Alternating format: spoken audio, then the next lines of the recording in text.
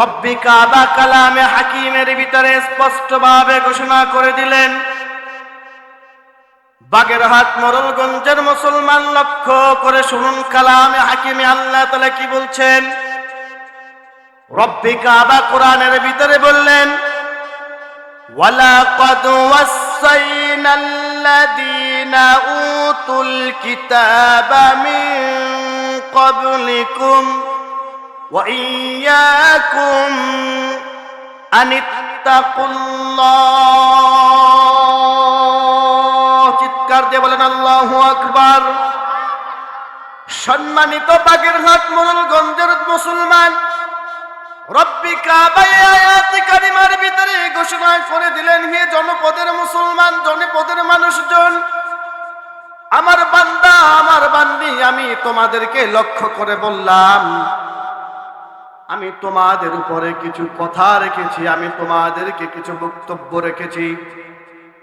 সম্মানিত উপস্থিতি, এই কথাবার্তা শুধুমাত্র আমাদেরকে বলে নাই, আল্লাহ তাআলা আয়াতে কারিমার ভিতরে বলছেন, তোমার পূর্ববর্তী, তোমার বাপ দাদারা যারা ছিল, তোমার পূর্ববর্তী মানুষজনেরা যারা ছিল, আমার বান্দা বান্দি তোমার পূর্বে যারা ছিল, আমি তাদেরকেও বলেছি, শুধুমাত্র তোমাদেরকে বলি নাই।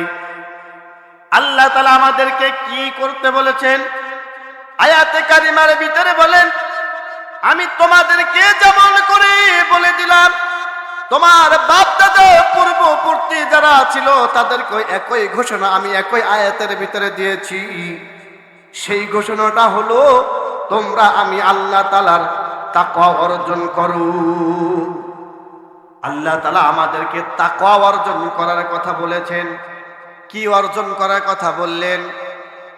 তাকওয়া অর্জন করার কথা বলেছেন। এই তাকওয়াটা হলো আরবি শব্দ। এই তাকওয়ার আরবি শব্দটার যদি বাংলা করা হয়, তাহলে এই তাকওয়া শব্দের অর্থ হলে দাঁড়ায় ভয়। অর্থ কি দাঁড়ায়? ভয়। কার ভয় একটু বলেন তো? আরো জোরে বলেন, কার ভয়? নাকি দুনিয়ার কোন নেতার ভয়? দুনিয়ার কোন নেতার ভয়ের কথা আল্লাহ তাআলা বলে নাই। দুনিয়ার কোন মানুষের ভয়ের কথা আল্লাহ তাআলা বলে নাই। দুনিয়ার কোন শিক্ষকের ভয়ের কথা আল্লাহ তাআলা বলে নাই। আল্লাহ তাআলা এই এক আয়াতের ভিতরে বলছেন, তোমরা আমি আল্লাহ তাআলার প্রতি ভয় আনো। কার প্রতি ভয় আনার কথা বলেছে? আল্লাহ তাআলার প্রতি ভয় আনার কথা বলেছে। রব্বি কাবা অপর আয়াতের ভিতরে বললেন, আমার খুতবার ভিতরে যে আয়াতে কারিমা তিলাওয়াত করা হয়েছিল, সেই আয়াতে কারিমা ছিল, ইয়া আইয়ুহাল্লাযীনা আমানুত্তাকুল্লাহ ওয়া কুনু মা'আস সাদিকিন।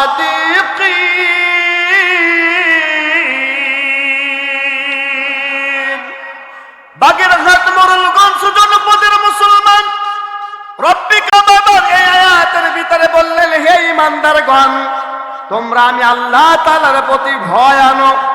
আল্লাহ তাআলা ঈমানদারকে ডাক দিয়েছেন, মুসলমানদেরকে কিন্তু ডাক দেয় নাই।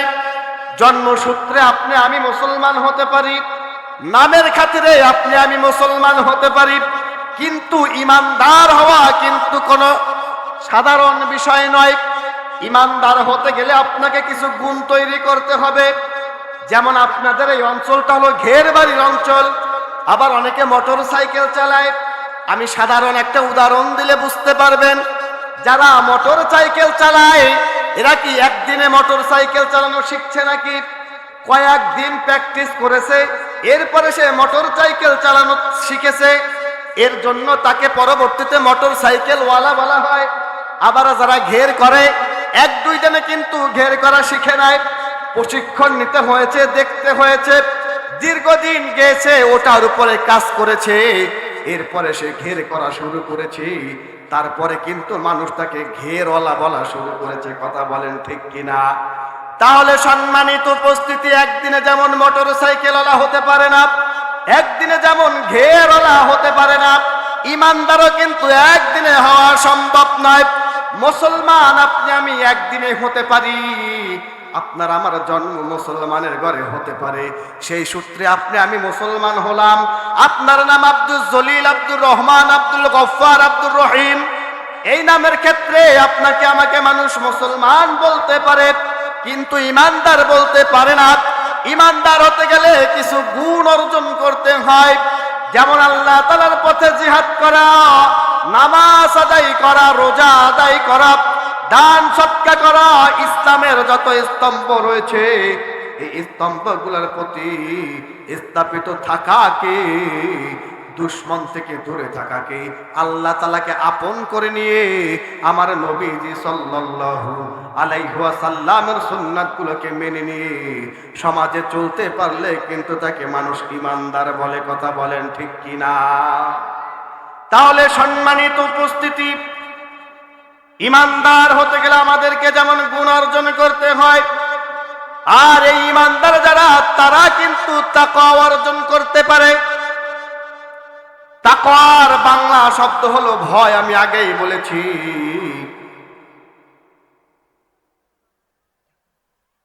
আপনি স্টেজে আসেন, ইউটিউব আসলে খারাপ দেখা যায়, স্টেজে আসেন।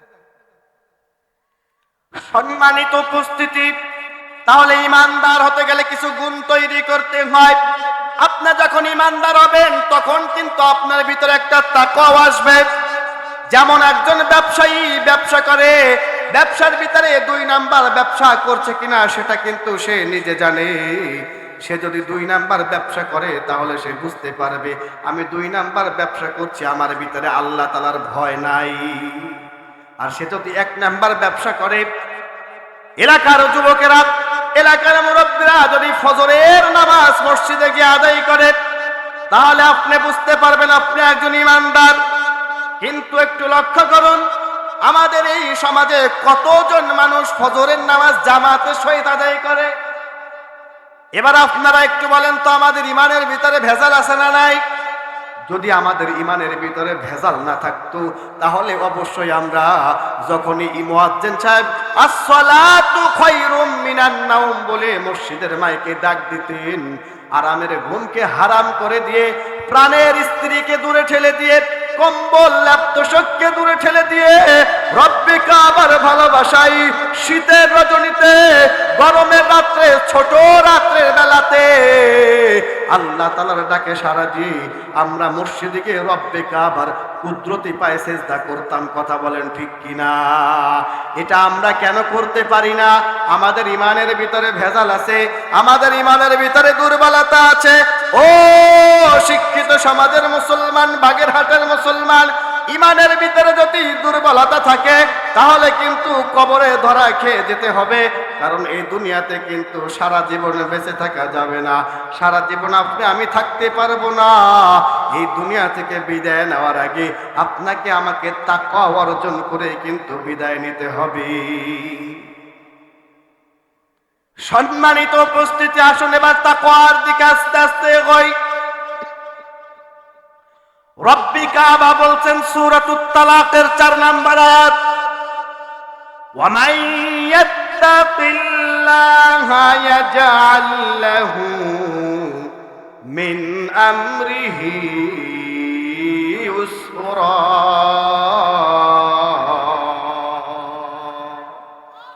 বাগেরহাট মোড়লগঞ্জ জনপদের মুসলমান, আল্লাহ তাআলা বলছেন, হে আমার বান্দা, হে আমার বান্দি, তোমরা আগে আমি আল্লাহ তাআলার প্রতি তাকওয়া অর্জন করো।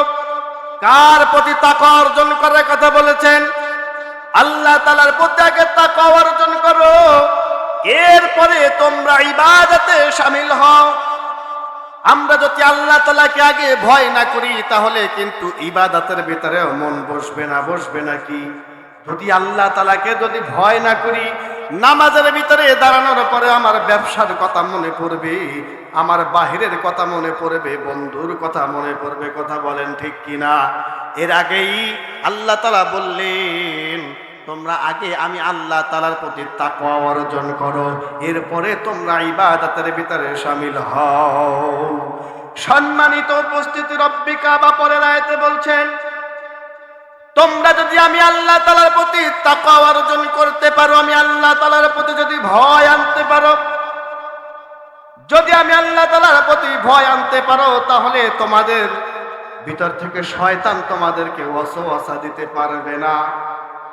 সম্মানিত বন্ধুগণ আমার, যদি যখন মসজিদে যাওয়ার চেষ্টা করি মাথায় একটা টুপি থাকে কি থাকে না, আমার মনের ভিতরে খেয়াল আমি মসজিদে যাব, গায়ে জুব্বা পরা, মাথায় পাঞ্জাবি পরা, নামাজ পড়তে যাব, কিন্তু যখন নামাজ পড়তে যাই তখন কিন্তু দুনিয়াবি কোনো খেয়াল থাকে না কি?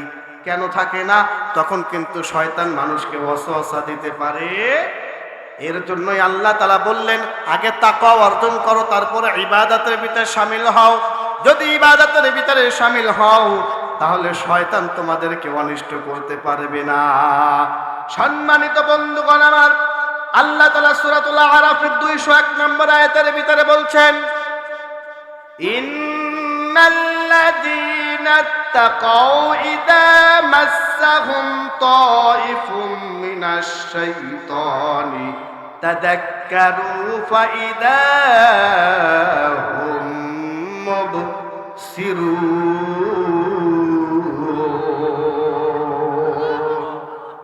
সম্মানিত উপস্থিতি, যারা তাকওয়া অনুসরণ করে তাদেরকে শয়তান ক্ষতিগ্রস্তর ভিতরে ফেলতে পারে না। যারা আল্লাহকে ভয় করে তাদেরকে শয়তান ওয়াসওয়াসা দিতে পারে না। এটা আমার কথা না, আমার বানানো কথা না, এটা স্বয়ং আল্লাহ তাআলার কথা। এটা আপনার আমার বানানোর কথা না, মসজিদের ইমামেরও বানানোর কথা না। কথাটা কে বলেছেন? আর জোরে বলেন, কে বলেছেন? তাহলে তাকওয়া আনতে হবে কার প্রতি? যদি আল্লাহ তাআলার প্রতি তাকওয়া না যায় শয়তান অনিষ্ট করতে পারবে না। এরপরে আল্লাহ তাআলা বললেন, শয়তান যেহেতু তোমাদেরকে স্পষ্ট করতে পারলো না, আবারও যদি শয়তান ওয়াসওয়াসা দেওয়ার চেষ্টা করে, কারণ শয়তান একদিক থেকে নয়, শয়তান চতুর্দিক থেকে তোমাকে ব্যারিকেড দেওয়ার চেষ্টা করবে। যখন সামনের থেকে পারবে না পিছন থেকে চেষ্টা করবে, পিছন থেকে যখন পারবে না ডান পাশ থেকে চেষ্টা করবে। যখন শয়তান ডান পাশ থেকেও তোমাকে ওয়াসওয়াসা দিতে পারবে না, তখন বাম পাশ থেকে তোমাকে ওয়াসওয়াসা দিতে থাকবে। আবার যখন ডান বাম সামনে পিছনে কোনো দিক দিতে পারবে না, নিচ থেকে তোমাকে ওয়াসওয়াসা দেওয়ার চেষ্টা করবে। আর ঠিক এমনই সময় ও বাগেরহাট মোড়লগঞ্জ জনপদের মুসলমান, আল্লাহ তাআলা বলছেন এমনই সময় যদি আমি আল্লাহ তাআলাকে তোমরা স্মরণ করো, আল্লাহ তাআলার ইস্তেগফার যদি আদায় করো, তাহলে শয়তান তোমার কাছে আসা তো দূরের কথা, 100 হাত দূর থেকে দেখলেও দূরে পালিয়ে যাবে। হযরত ওমর রাদিয়াল্লাহু তাআলা আনহুর নাম আপনারা শুনেছেন, অর্ধ জাহানের খলিফা ছিলেন। এই হযরত ওমর কিন্তু বিধর্মী ছিলেন। বিধর্মী থাকার পরে নবীজি সাল্লাল্লাহু আলাইহি ওয়াসাল্লামের কাছে গিয়ে যখন ইসলাম গ্রহণ করলেন, ইসলাম গ্রহণ করার পরে এই ওমরকে যদি শয়তান এক রাস্তায় দেখতো, শয়তান আরো 40 হাত গজ থেকে দূরে দিয়ে হাঁটাচলা করতো, ওমরের কাছে আসতো না। কেন আসতো না? ওমর ভয় করতো কাকে? আল্লাহকে ভয় করতো। এটা আপনার আমার বানানো কথা না, এটা আল্লাহ তাআলাই বললেন। আল্লাহ তাআলা বললেন যখন আমাকে তোমরা ভয় করবা শয়তান তোমাদের কাছে আসতে পারবে না। আর শয়তান চারপাশ থেকে ব্যারিকেড দিবে, যখন দেখবা চারপাশ থেকে ব্যারিকেড দিচ্ছে, আমি রবের কথাকে স্মরণ করবা, দেখবা শয়তান দূরে পালিয়ে যাবে। ধরে কান সুবহানাল্লাহ। সম্মানিত উপস্থিতি,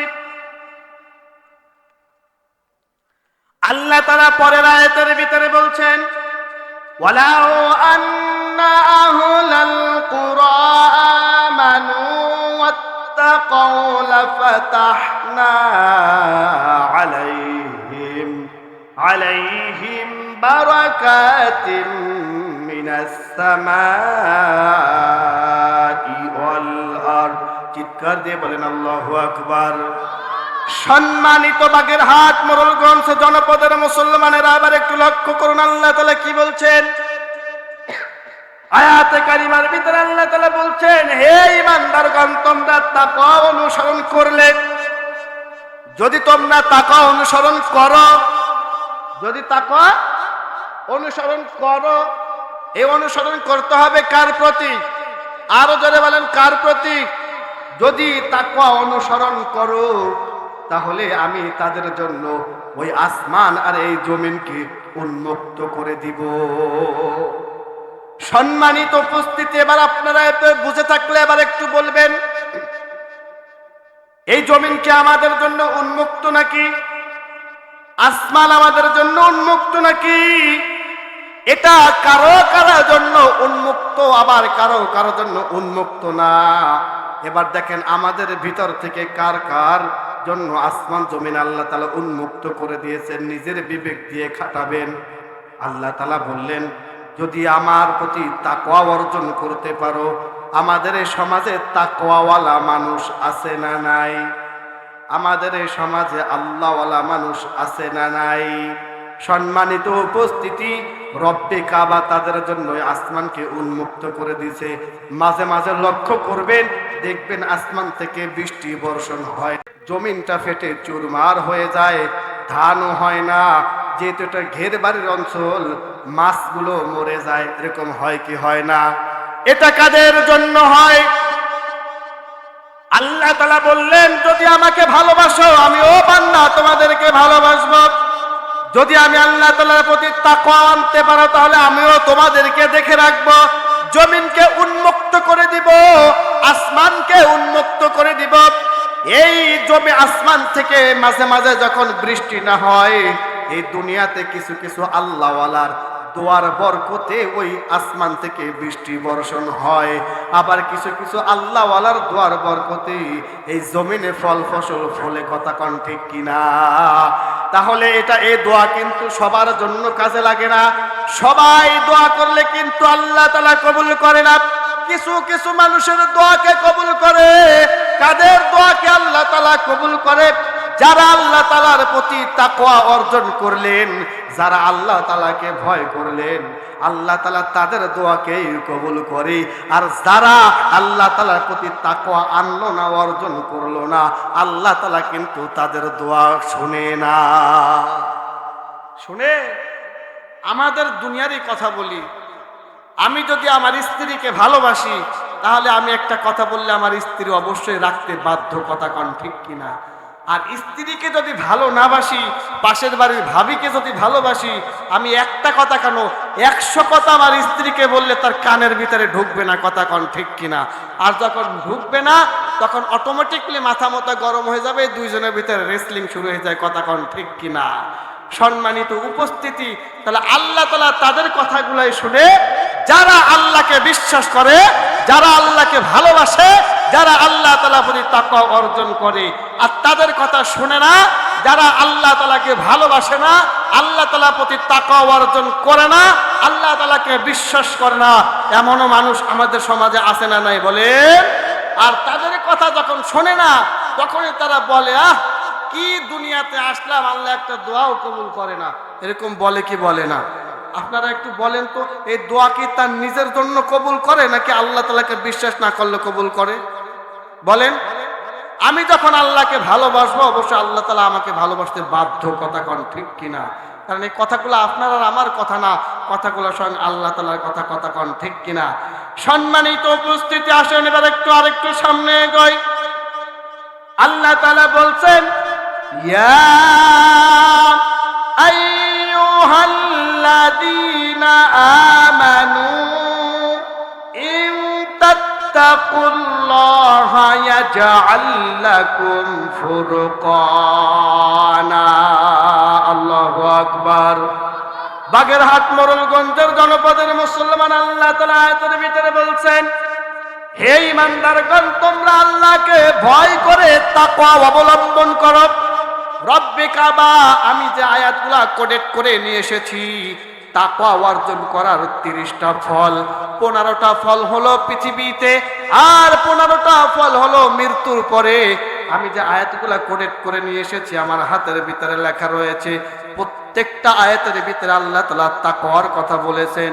তাকওয়া মানেই হলো আল্লাহর ভয়। আল্লাহ তাআলা প্রত্যেকটা আয়াতের ভিতরে বললেন, ঈমানদারগণ, আগে আমার প্রতি তাকওয়া অর্জন করো, আমাকে ভয় পাও, এরপরে দুনিয়াবি কাজের ভিতরে ঝাঁপিয়ে পড়ো। সম্মানিত উপস্থিতি, আল্লাহ বললেন, আগে আমাকে ভয় করো, তাকওয়া অবলম্বন করো। যদি আমাকে ভয় করো তাহলে তোমাদের জন্য আরেকটা পুরস্কার রয়েছে। সেই পুরস্কারটা হলো তোমাদের জন্য সত্য মিথ্যার মধ্যে পার্থক্য সৃষ্টি করার মানদণ্ড আমি আল্লাহ তাআলা তোমাদেরকে দান করব। ইল্লাল্লাহ লা ইলাহা ইল্লাল্লাহু মুহাম্মাদুর রাসূলুল্লাহ।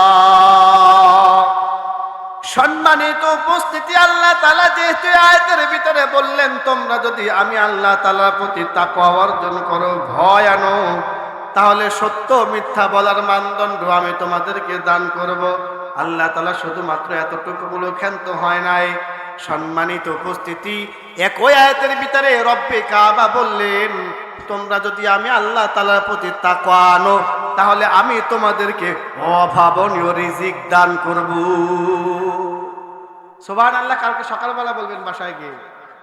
সম্মানিত উপস্থিতি, এই যে রিজিক, এটা আল্লাহ তাআলার নিয়ামত। কিরাত কত বড় নিয়ামত, এটা আপনি আমি বুঝবো না। তখনই বুঝবো যখন আমাদের সমাজে দুর্ভিক্ষ দেখা দিবে। আপনি আমি 2 বেলা 3 বেলা যখন না খেতে পারবো, তখনই বুঝতে পারবো এই রিজিকটা আল্লাহ তাআলার পক্ষ থেকে কত বড় নিয়ামত। এটা তারাই বোঝে যারা খেতে পায় না, সময় মতো 2 বেলা 2 মুঠো খাবার তাদের জোটে না। তারাই জানে, তারাই বোঝে রিজিকটা আল্লাহ তাআলার কত বড় নিয়ামত। আপনি আমি রিজিক পাবার পরেও রিজিককে অস্বীকার করি। আল্লাহ তাআলা বললেন এই রিজিক এমন একটা বড় নিয়ামত, এই রিজিকের ভিতরে ঈমানদারের জন্য ইবাদত রয়েছে, এই রিজিকের ভিতরে ঈমানদারের জন্য আল্লাহ তাআলার ভয় রয়েছে। সম্মানিত বন্ধুগণ আমার, রিজিকের ভিতরে কিভাবে আল্লাহ তাআলার ভয় রয়েছে? যখন খাবার সামনে আসবে আল্লাহুম্মা বারিক লানা এরকম দোয়া পড়তে হয়। খাবার সময় দোয়া পড়তে হয়, খাবার সামনে আসার সময় দোয়া পড়তে হয়। এই দোয়াগুলো নবীজি সাল্লাল্লাহু আলাইহি সাল্লাম শিক্ষা দিয়েছেন। আর এই দোয়াগুলো আমরা যদি পড়তে পারি তাহলে রব্বে কাবা আমাদের রিজিককে আরো বৃদ্ধি করে দিবে। শুধু আল্লাহ তাআলা এই আয়াতে কথা বলে ক্ষান্ত হয় নাই। রব্বে কাবা অন্য আয়াতে বললেন লাইন শাকারতুম লাযিদান্নাকুম ওয়া লাইন কাফারতুম ইন্না আযাবি লাশাদীদ। আল্লাহু আকবার।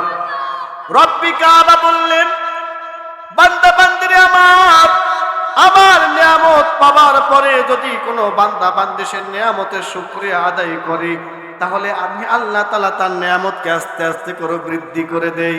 আর যে বান্দা বান্দি আমি আল্লাহ তাআলার নিয়ামত পাবার পর শুকরিয়া আদায় করলো না, আমি আল্লাহ তাআলা তার নিয়ামতকে আস্তে আস্তে করে ছিনাই নেই।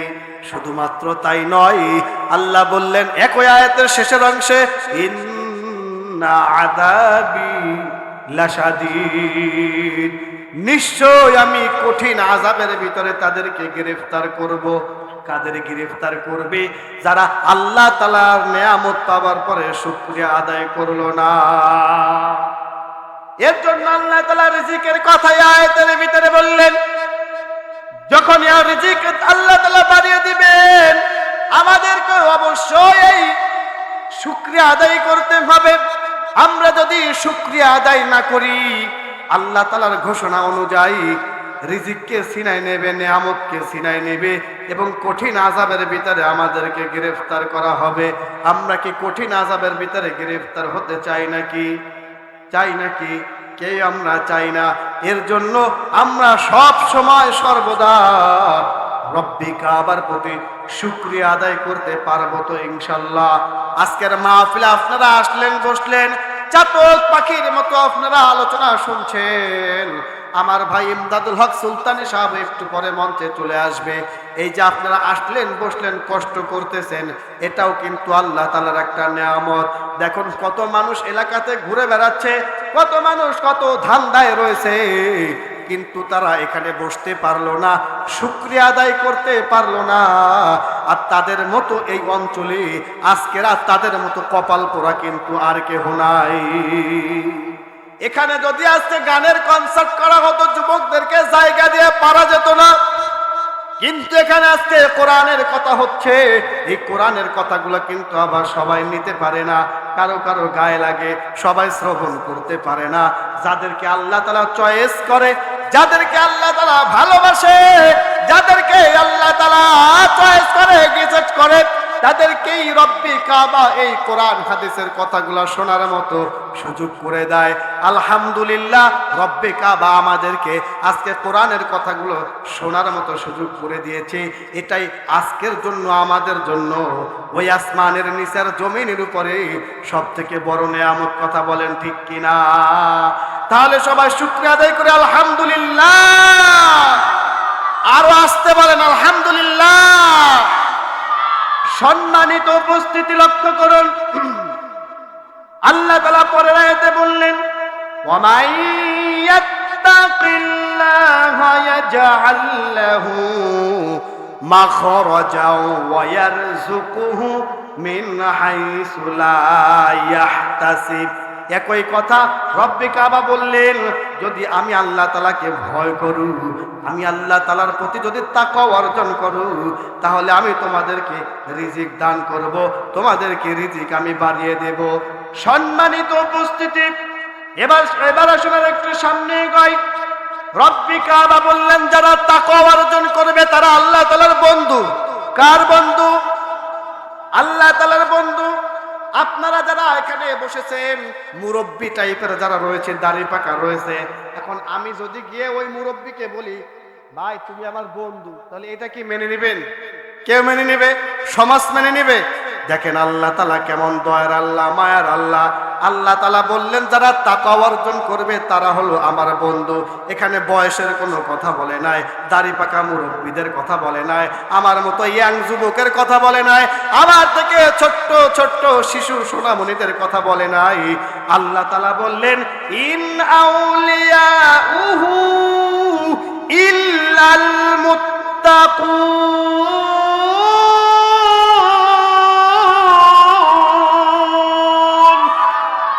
রব্বি কাবা বললেন, মুত্তাকিরা তার বন্ধু। এখানে বয়সের কোনো সীমাবদ্ধতা নাই। যুবকেরা আল্লাহ তাআলার বন্ধু হতে পারে, বয়স্ক মানুষেরা আল্লাহ তাআলার বন্ধু হতে পারে, ছোট্ট ছোট্ট মাদ্রাসার তালিবে ইলম ছাত্র ভাইরাও আল্লাহ তাআলার বন্ধু হতে পারে। এখানে বয়সের কোনো নির্ধারিত আল্লাহ তাআলা করে দেয় নাই। এর জন্য আমরা সকলেই রব্বে কাবার বন্ধু হতে চাই। আর আমরা যদি আল্লাহ তাআলার বন্ধু হই, তাহলে দুনিয়াতেও শান্তি পাবো, কবরেও শান্তি পাবো, আখিরাতেও শান্তি পাওয়া যাবে। কথা বলেন ঠিক কিনা? সম্মানিত উপস্থিতি, আল্লাহ তাআলা আবার পরের আয়াতে বলছেন, আল্লাহ তাআলার ভালোবাসা লাভ করা যায়। কার ভালোবাসা লাভ করা যায়? আল্লাহ তাআলার ভালোবাসা লাভ করা যায়। এবার একটু বলেন তো, কি করলে আল্লাহ তাআলার ভালোবাসা লাভ করা যায়? সবাই কোন, এতক্ষণ কি বুঝলেন? তাকওয়া অর্জন করলে। কি অর্জন করলে? এই তাকওয়াটা আরবি শব্দ, এই আরবি শব্দর বাংলা কি? আরো জোরে বলেন কি? তাহলে ভয় অর্জন করতে হবে কার? আল্লাহ তাআলার ভয় যদি আপনার আমার ভিতরে অর্জন করতে পারি, তাহলে আল্লাহ তাআলার ভালোবাসা অর্জন করা যাবে। আল্লাহ তাআলা বললে, ফাইন্নাল্লাহা ইউহিব্বুল মুত্তাকিন, নিশ্চয় আল্লাহ মুত্তাকিদেরকে ভালোবাসে। তাহলে আপনি আমি মুত্তাকি হতে পারবো যদি আল্লাহ তাআলাকে ভয় করি। আপনি আমি মুত্তাকি হতে পারবো যদি মুয়াজ্জিন সাহেবের আযান শোনার পরে মসজিদে যাই। আপনি আমি মুত্তাকি হতে পারবো যদি একজনের ঘেরের জায়গা আর একজন দখল করে না ঘের করি। যেহেতু আপনাদের এটা ঘেরের অঞ্চল, সেজন্য ঘেরের কথাই বললাম। বিভিন্ন অঞ্চলে যায়, বিভিন্ন জায়গার কথা বলতে হয়। পরিপ্রেক্ষিতে আপনারা যা বোঝেন সেইটা বুঝালাম, রাগ করলেন নাকি? তাহলে আমরা তাকওয়া অর্জন করতে চাই কার? ভালোবাসা অর্জন করতে চাই কার? আমরা বন্ধু হতে চাই কার? সবাই বন্ধু হতে চাই তো? কারা কারা একটু দুই হাত দেখতে চাই? নারে তাকবীর। সম্মানিত উপস্থিতি, শুধু আল্লাহ তাআলা ভালোবাসেন। আল্লাহ তাআলা বলছেন, আল্লাহর সাহচর্য লাভ করা যায়। সাহচর্য বুঝেন তো? সবকিছুই পাওয়া যায়। সবকিছুই না চাইতেও অনেক কিছু পাওয়া যায়, না চাইতেও অনেক কিছু পাওয়া যায়। মাঝে মাঝে দেখবেন যখন বাসায় যাবেন, বাজার থেকে আপনি বাজার করে নিয়ে গেলেন রুই মাছ, মাঝে মাঝে দেখবেন বাসায় গেলে ইলিশ মাছের ঘেরানো পাওয়া যায়। পাওয়া যায় কি যায় না? আমি কি ভুল বললাম? এটা কেন পাওয়া যায়? হয়তো বা দাদি হোক, আপনারা তো এখানে বয়সে, আপনারা তো এখানে যারা আছেন সামনে অনেকে তো আমার দাদা শ্বশুর হন, নানা শ্বশুর হন, তাই না? আমি তো আপনাদের অঞ্চলের জামাই, আবার অনেকে আছে শালাও হয়, কথা কন ঠিক কিনা? ভাবিরা হোক, দাদি শাশুড়িরা হোক, নানি শাশুড়িরা হোক, খালা শাশুড়িরা হোক, আর যাই হোক না কেন, মাঝে মাঝে দেখবেন রুই মাছ বাজার করে নিয়ে গেলে মাঝে মাঝে ইলিশ মাছের ঘেরানো পাওয়া যায়। এই ঘেরানটা পাওয়া যায় শুধুমাত্র ভালোবাসার খাতিরে, কথা বলেন ঠিক কিনা? তাহলে আমি আপনিও যদি আল্লাহ তাআলাকে ভালোবাসতে পারি আপনার আর আমার মতো করে, তাহলে আল্লাহ তাআলার সহচর্য লাভ করা যাবে, কথা কন ঠিক কিনা? অনেক কিছু না চাইতেই পাওয়া যাবে, এটা শুধুমাত্র কেবলমাত্র একমাত্র আল্লাহ তাআলার তাকওয়া অবলম্বন করার কারণে, কথা কন ঠিক কিনা? বন্ধুগণ আমার, আল্লাহ তাআলা পরের আয়াতে বলছেন, ওয়াত্তাকুল্লাহা ওয়া'লামু আন্নাল্লাহা মা'আল মুত্তাকিন।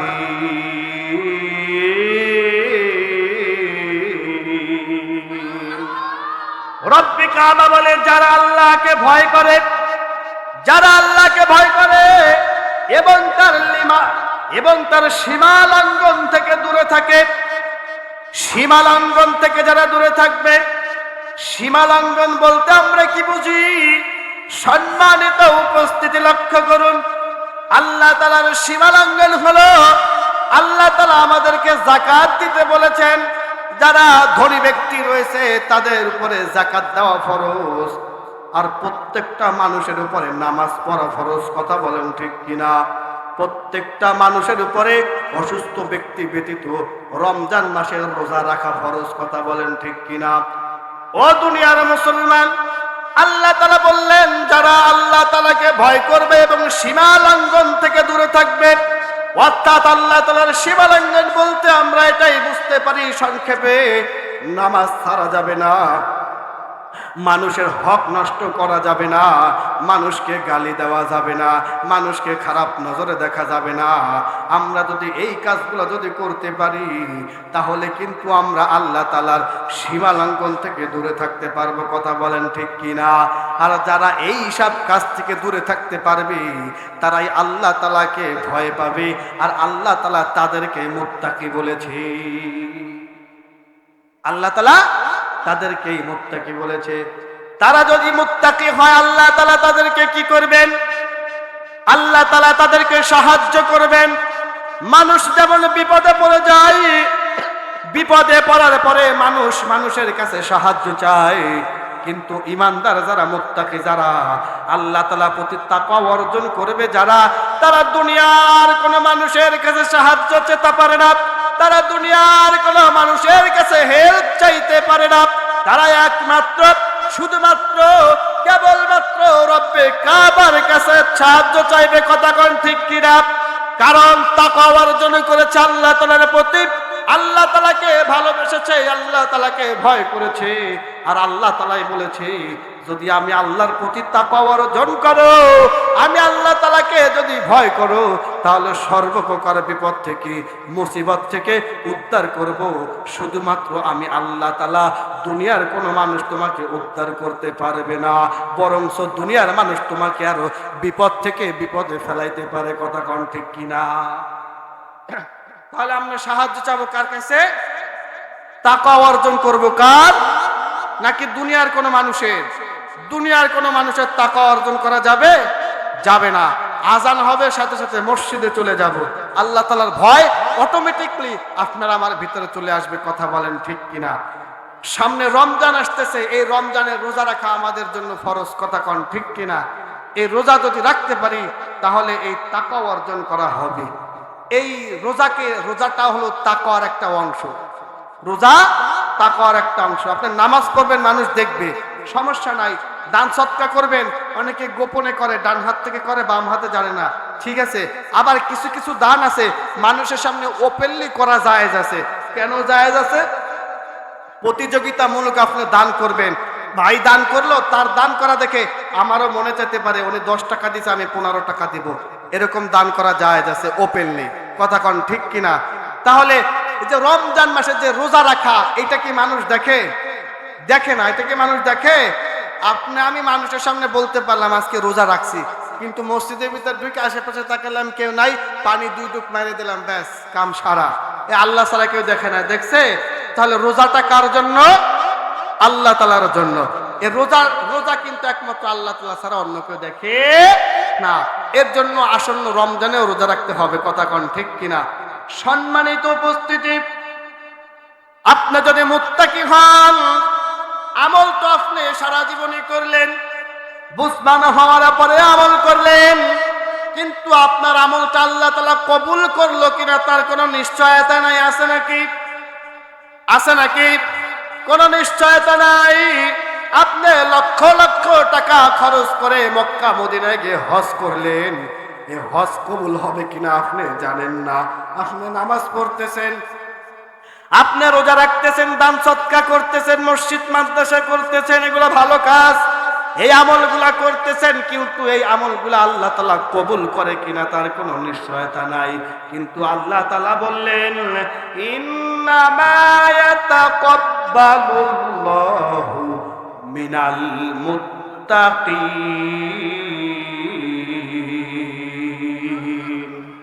আল্লাহ তাআলা বললেন, মুত্তাকি যারা, তাকওয়া অর্জন করে যারা, তাদের আমলকে আমি আল্লাহ তাআলা কবুল করে নেই। সুবহানাল্লাহ বলেন। তাহলে আমরা যদি আল্লাহকে ভয় করি, আমার ভিতরে যদি তাকওয়া থাকে, তাহলে আমাদের আমলগুলো আল্লাহ তাআলা কবুল করে নেবেন। আমল কবুল হয় কিনা আমাদের কোনো নিশ্চয়তা নাই, কিন্তু আল্লাহ তাআলা আয়াতের ভিতরে ঘোষণা করলেন, যদি তোমরা মুত্তাকি হও, ঈমানদার যদি হও, তাহলে আমি আল্লাহ তাআলা তোমাদের আমলগুলোকে কবুল করে নেব। সম্মানিত উপস্থিতি, আমল যদি কবুল না হয় তাহলে তো বিপদ, সর্বনাশ, কথা বলেন ঠিক কিনা? কবরে অশান্তি, দুনিয়াতে অশান্তি, আখিরাতে অশান্তি। আমল আমি করলাম, অনেকে আছে লৌকিকতা দেখানো আমল করে, আছে না নাই? নামাজে যায় না, কিন্তু যখন দেখে লোক সমাজে রয়েছে, মানুষ রয়েছে, মসজিদে আজান হয়ে গেছে, উনি নামাজের জন্য উতালা হয়ে গেছে, কিন্তু অন্য সময় যখন একা থাকে তখন কিসের নামাজ কিসের কিতা আর হুঁশ থাকে না। এই যারা এরকম লৌকিকতা দেখানো ইবাদত করে, সামনে দেখবেন রমজান যেহেতু আসতেছে, অনেকে যাকাত দিবে, এই যাকাতটা দেয় অনেকে, এমন যাকাত দেয় মানুষকে জানিয়ে যাকাত দেয়। 10 টাকার যাকাত দেয় তো 15 টাকার মিডিয়া ভাড়া করে, এমন মানুষ আছে না নাই আমাদের সমাজে? সম্মানিত উপস্থিতি, আমি একটু মাঝখান থেকে বলে যাই, যেহেতু রমজান আসন্ন চলে আসছে, যাকাত প্রার্থী যারা রয়েছেন আমি সংক্ষিপ্ত আকারে একটু বলে যাই। নবীজি সাল্লাল্লাহু আলাইহি সাল্লামের যাকাত কেমন ছিলেন, আর আমাদের বর্তমান সমাজের যাকাতটা কেমন রয়েছে? নবীজি সাল্লাল্লাহু আলাইহি সাল্লামের জামানা যাকাতটা এমন ছিল, এক ব্যক্তির হাতে 1 ব্যাগ টাকা ছিল, 1 ব্যাগ টাকা নিয়ে ওই ব্যক্তি পথে পথে 3 দিন ঘুরতেছিলেন। আর এক ব্যক্তির মাথায় 1 বস্তা টাকা ছিল। যেই ব্যক্তির মাথায় 1 বস্তা টাকা ছিল, তার পোশাকটা একটু ময়লা ধরনের ছিল, তার পোশাকটা একটু ছেঁড়া ধরনের ছিল। আপনারা একটু টাকার ব্যাগ হাতে নিয়ে বস্তাওয়ালার কাছে গিয়ে বললেন, ব্যাগটা আপনি গ্রহণ করুন, এই ব্যাগটা আপনি নিয়ে আমাকে উদ্ধার করুন।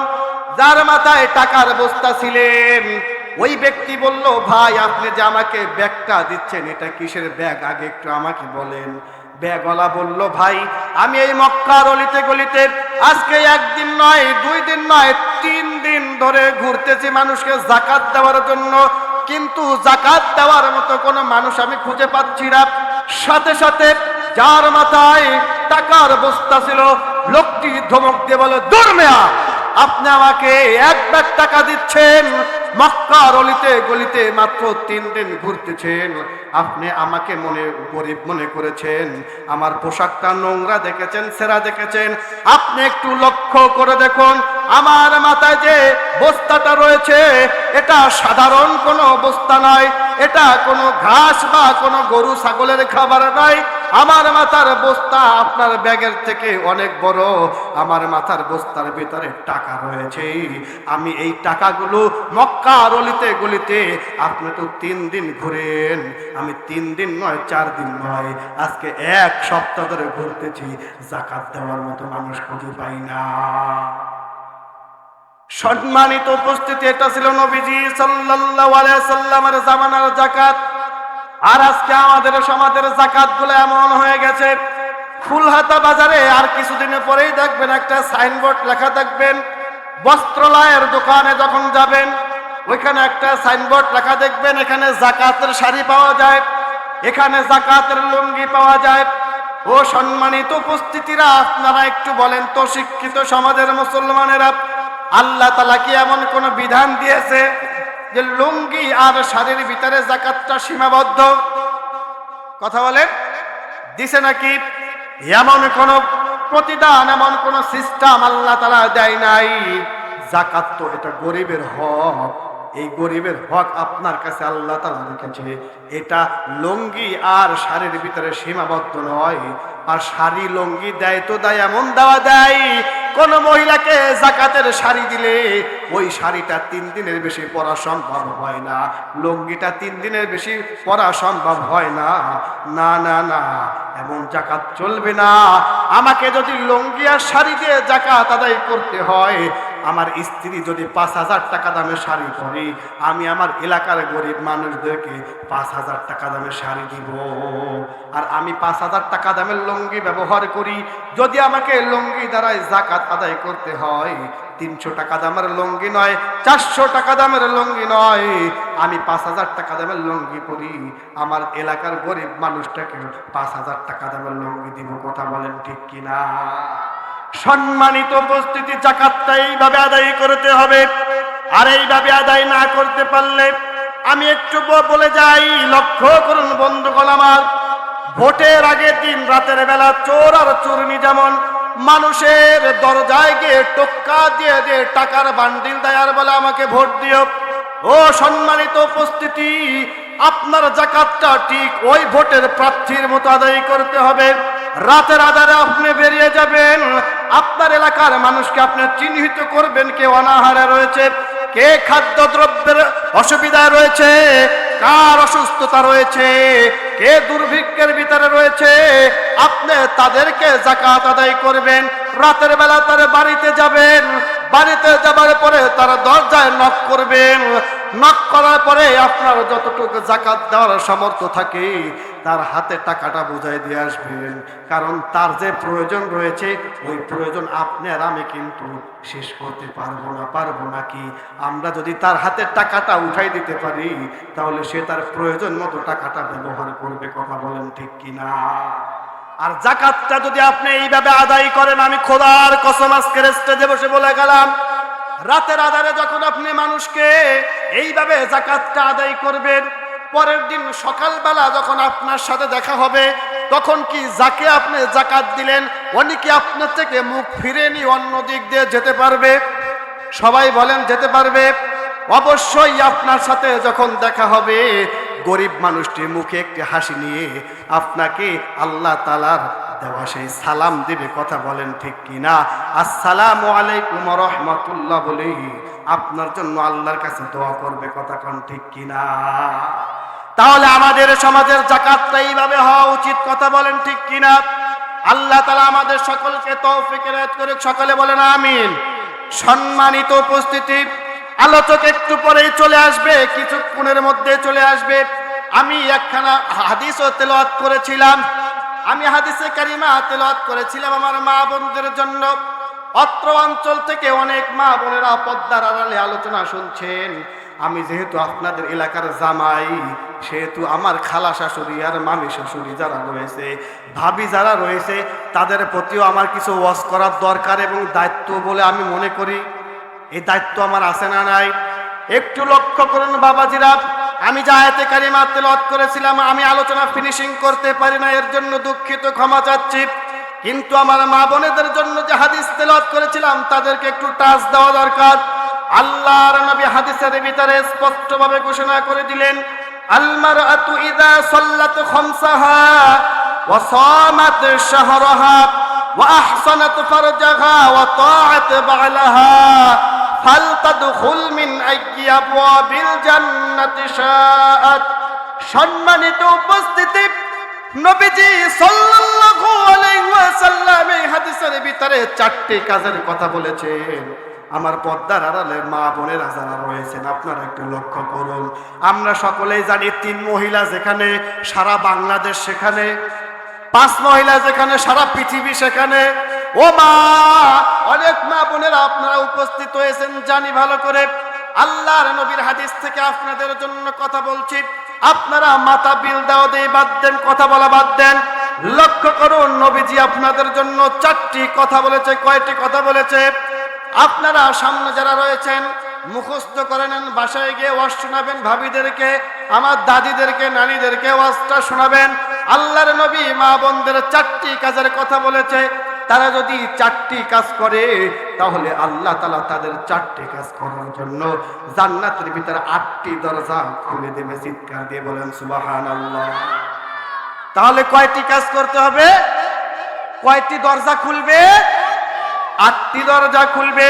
1 নাম্বার হলো নবী বলেন, আল মারআতু ইযা সাল্লাত খামসাহা। পর্দার আড়ালে মাগো, নবীজি বললেন 5 ওয়াক্ত নামাজ আওয়ালতে আদায় করতে হবে। 5 ওয়াক্ত নামাজ সময় মতো আদায় করতে হবে। আমাদের মা বোনেরা নামাজ ঠিকই আদায় করে, কিন্তু জোহরের নামাজ আদায় করে আসরের সময়। কথা কোন ঠিক কিনা? আসরের নামাজ আদায় করে মাগরিবের সময়, মাগরিবের নামাজ আদায় করে এশার সময়, আর এশার নামাজ আদায় করে সাংসারিক সব কাজ ওকে করে সব কাজ কমপ্লিট করে রাত 12টার পরে যে এশার নামাজ পড়ে। কথা কোন ঠিক কিনা? নামাজ ঠিকই পড়ে কিন্তু একটু দূরত্ব সৃষ্টি রেখে পড়ে। ও মা, ও ভাবি, নামাজ তো ঠিকই আদায় করছো কিন্তু আওয়ালতেই নামাজ আদায় করতে হবে। নবীজি বলেছেন 2 নাম্বার হলো আল মারআতু ইযা সাল্লাত খামসাহা ওয়া সামাত শাহরাহা। সামনে পবিত্র মাহে রমজান আসতেছে। এই রমজান মাসের রোজা রাখা, রমজান মাসের রোজা রাখা।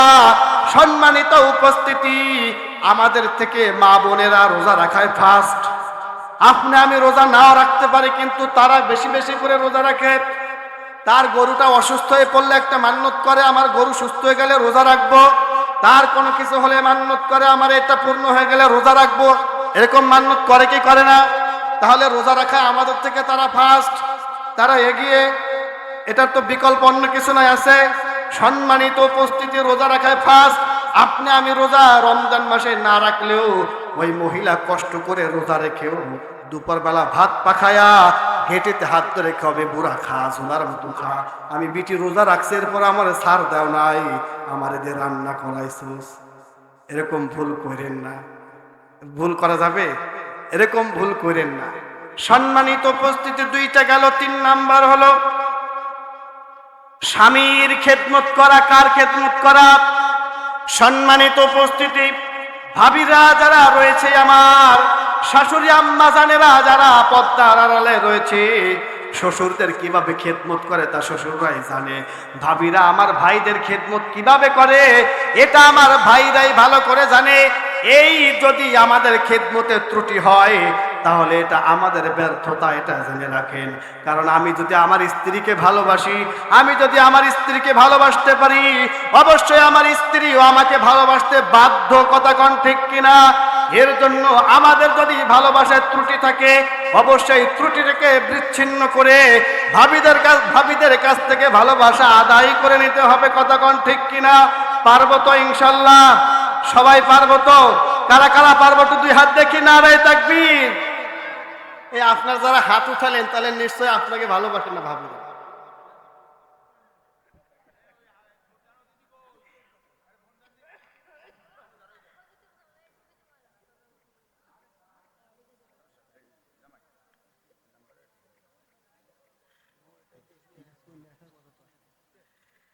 সম্মানিত উপস্থিতি, তিনটা বললাম, 4 নাম্বার হলো নিজের লজ্জা স্থানের হেফাজত করা। সম্মানিত বন্ধুগণ আমার, আজকে ঈমান ধরে রাখা বড় মুশকিল, লজ্জা স্থানকে হেফাজত করা বড় মুশকিল। কারণ হাতের ভিতরে যার টাচ মোবাইল রয়েছে, এই টাচ মোবাইল যার হাতে রয়েছে, অবশ্যই করে ঈমানকে ধরে রাখা বড় মুশকিল। কথা কোন ঠিক কিনা? সম্মানিত বন্ধুগণ আমার, আমরা আল্লাহ তাআলার কাছে পানা চাই, আমরা আল্লাহ তাআলার কাছে দরখাস্ত করি, রব্বি কাবা, তুমি আমাদেরকে সর্বপ্রকার বিপদ থেকে, এই সর্বপ্রকার সবকিছু থেকে আমাদেরকে হেফাজত করো। সকলে বলেন আমিন। তাহলে আমার মা বোনেরা যদি এই 4টি কাজ করে, 4টি কাজ করলে আল্লাহ তাআলা জান্নাতের ভিতরে 8টি দরজা খুলে দেবেন।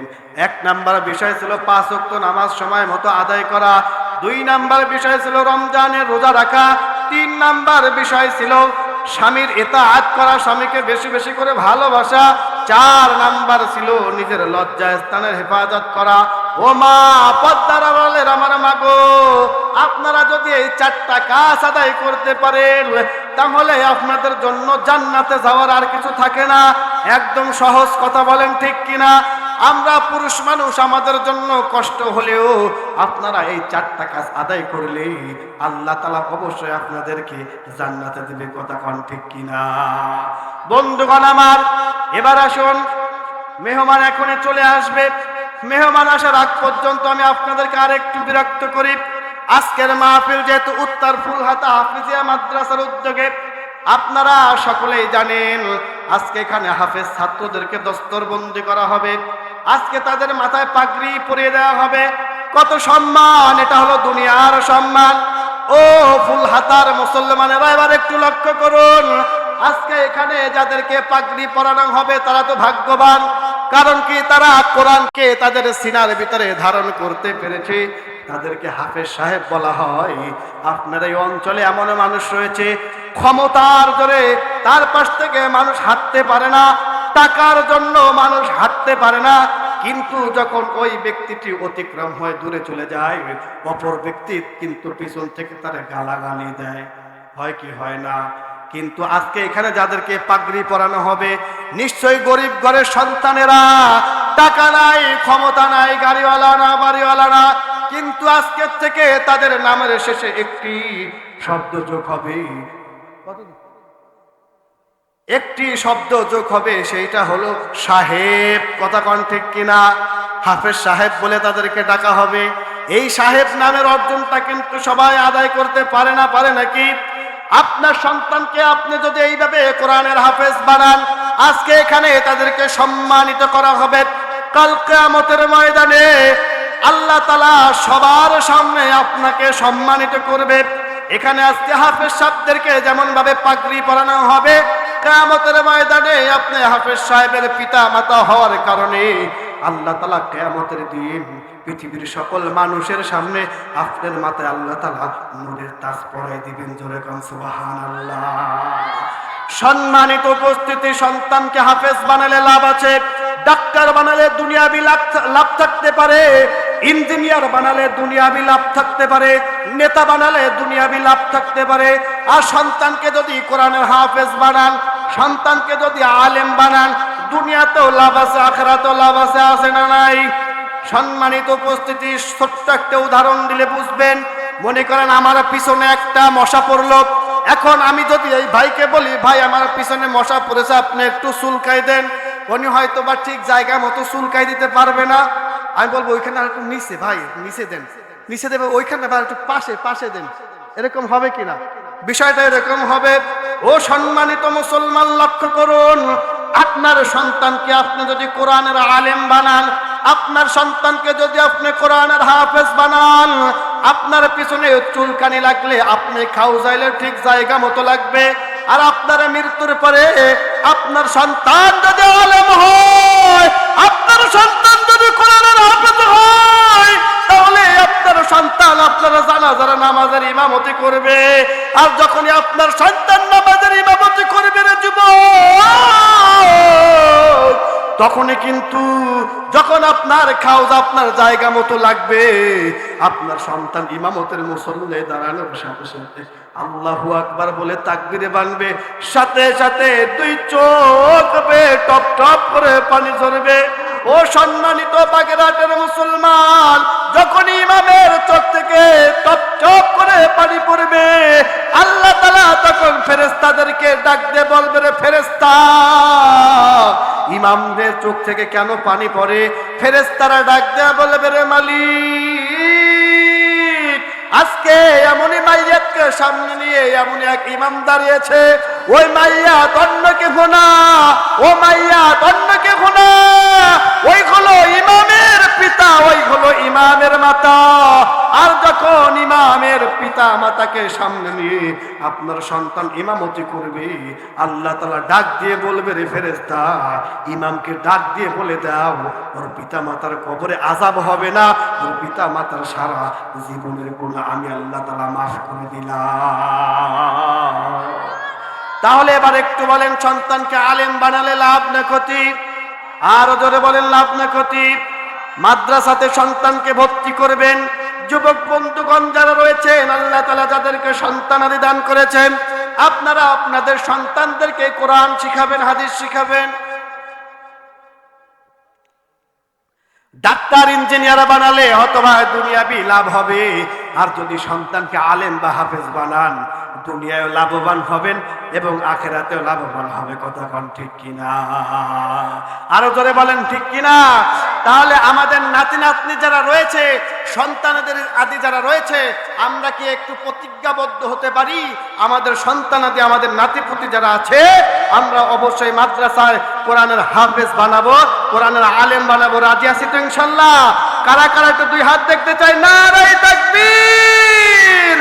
10, 11, 12, 13, 14, 15, 10, 11, 12, 13, 14, 15, সব ছাড়িয়া আল্লাহর কোরআন ধরো ভাই ধরো, সব ছাড়িয়া আল্লাহর কোরআন ধরো ভাই ধরো।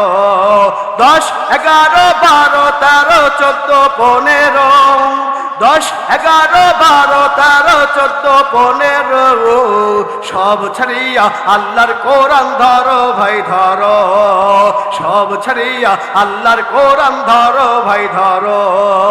এই কোরআন তো পড়লে রে ভাই কত ফজিলাত, যার কারণে সাহাবীরা পড়তেন সারা রাত। কথা বলেন ঠিক কিনা? এই কোরআন তো পড়লে রে ভাই কত ফজিলাত, যার কারণে সাহাবীরা পড়তেন সারা রাত। সাহাবাদের মতো করে কোরআনটা পড়ো, সাহাবাদের মতো করে কোরআনটা ধরো, সব ছাড়িয়া আল্লাহর কোরআন ধরো ভাই ধরো। 10, 11, 12, 13, 14, 15, 10, 11, 12, 13, 14, 15, সব ছাড়িয়া রবের কোরআন ধরো ভাই ধরো, সব ছাড়িয়া আল্লাহর কোরআন ধরো ভাই ধরো। ছোট্ট সূরা ইখলাস রে ভাই 3 বার পড়িলে, এক খতম কোরআন পড়ার সওয়াব যে মিলে। ঠিক কিনা? ছোট্ট সূরা ইখলাস রে ভাই 3 বার পড়িলে, এক খতম কোরআন পড়ার সওয়াব যে মিলে। আবু যার গিফারির মতো সূরাটি পড়ো, আবু যার গিফারির মতো সূরাটি পড়ো, সব ছাড়িয়া আল্লাহর কোরআন ধরো ভাই ধরো।